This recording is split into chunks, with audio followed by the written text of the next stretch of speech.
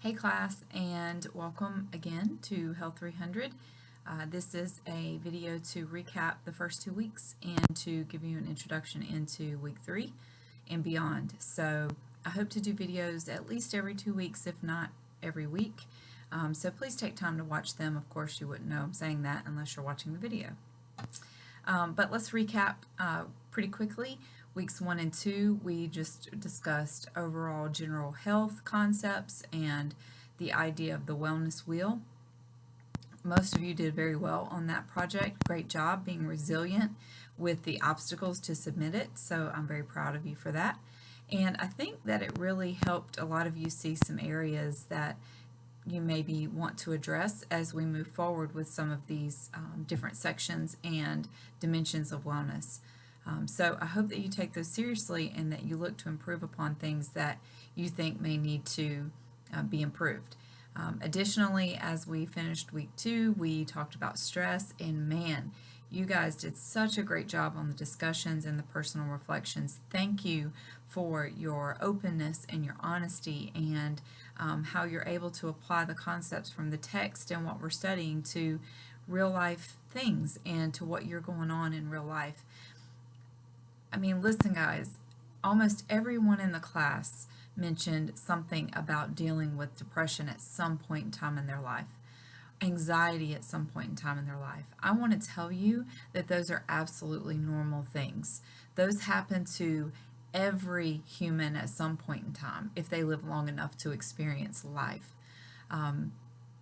And even those of you that have been diagnosed with depression and anxiety know that is such a common concern and common issue among especially our young people today, and really among all age groups, but especially in the younger populations, that there's no need to feel ashamed, and I don't think that many of you do, but I want to reiterate that fact.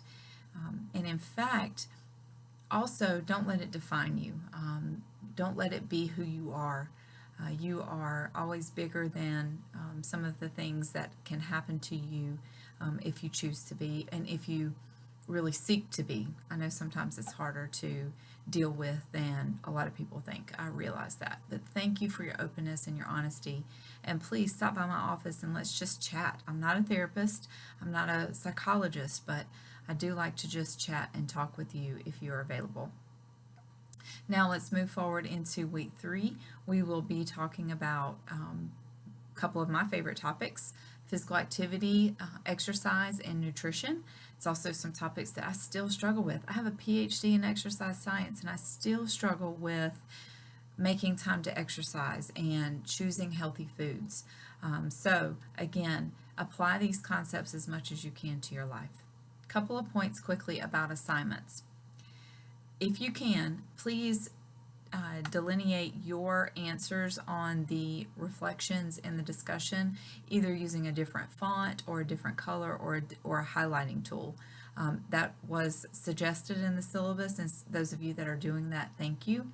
It makes what you have to say so much easier to read than the things that I have prompted you for. Additionally, use professionalism in your responses. Make your responses complete sentences. Use capital letters where appropriate. Be very professional in how you write and how you respond to the questions that are within the reflections.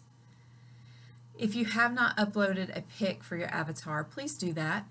It just makes communication and facial recognition easier. And plus, I teach so many online classes. I have so many of you that I see on campus. I don't know who you are because I don't know what you look like. So upload a pic for your avatar. It doesn't necessarily have to be you. It can be a beautiful picture of the sunset, but I would really like to see you. Let's see. One final thing. Many of you did take the time to look at the actual versus leading cause of death. That was back on the wellness wheel in chapter 1.